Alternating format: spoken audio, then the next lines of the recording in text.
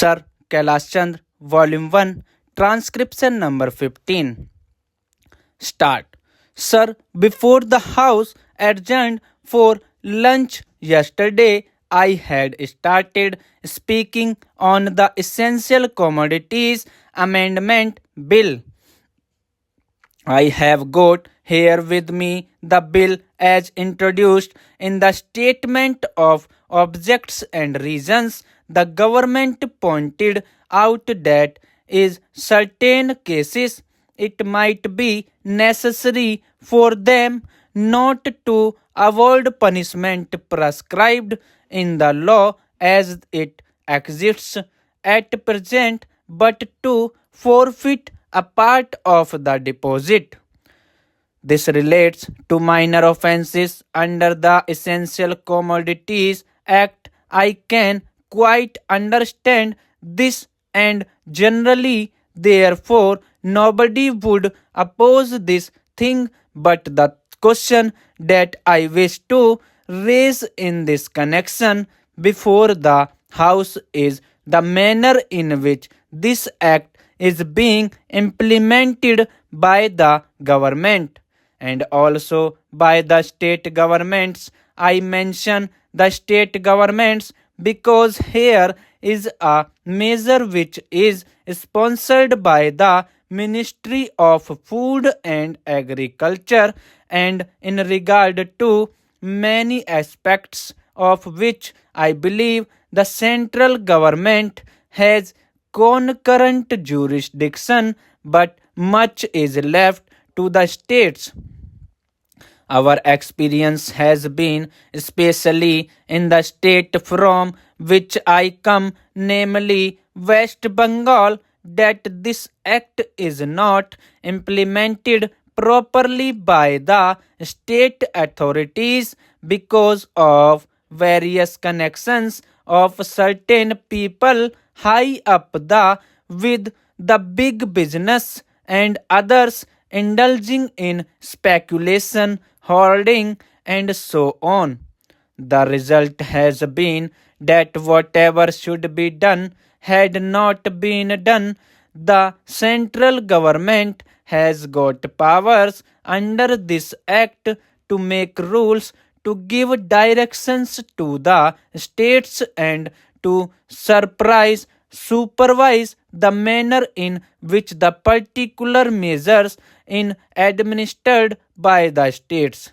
We found that much that should have been done was not done. What is the use of talking about punishment of the small fry? Certainly, if they are guilty, they have to be punished, and the smaller the fry, the minor should be the punishment. I agree there, but the point is that the act is not properly implemented.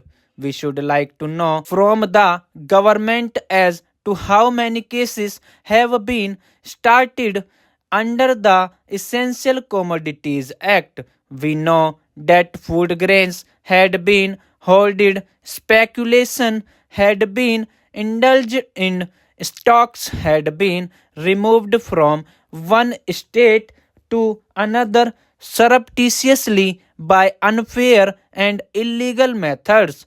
These should be have attracted the attention of the Essential Commodities Act. The act was passed in this parliament with a view to putting a check on speculative rise in prices. When it comes to the question of practical implementation of this measure, we found that the government had failed. Now government should say something about it. When government seeks to amend an act, it should tell us as to how the parent act which is proposed to be amended has been implemented. It is the contention of the government that difficulty arises because this particular provision is not there in the act. Our government in trouble because they do not know how to deal with the smaller fries? Or is it because that those who are supposed to administer this measure at the state level, at the district level, have thought it fit to ignore it, have thought it fit to bypass it?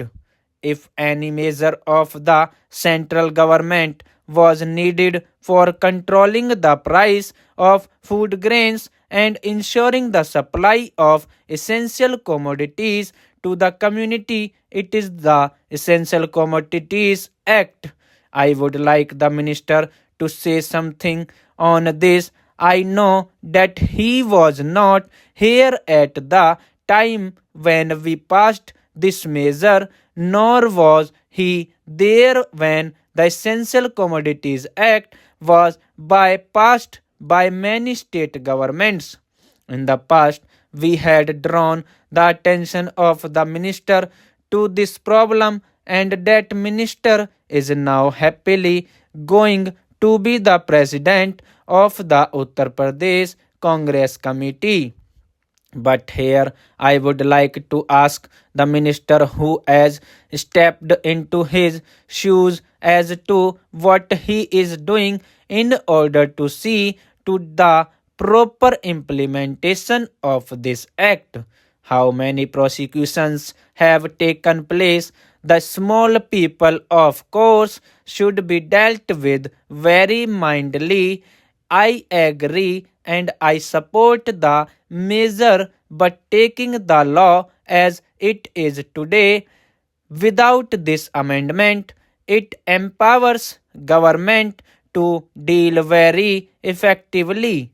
So far as the provisions of the law go with the big traders, wholesalers, and profiteers, I would like to know as to how they have dealt with them.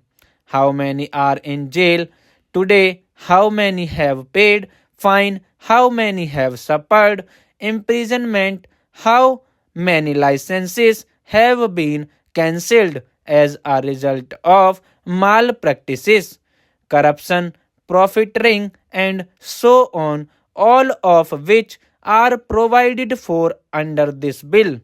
We are entitled to know. Take us into your confidence in regard to this matter. I say from whatever knowledge we have that very few have been prosecuted under this act. If it is so, it is not because our black market trade has suddenly become white market trade, or those impious people have suddenly become virtuous with the succession in the office of the food minister by a new man. 840 words completed, 100 word per minute.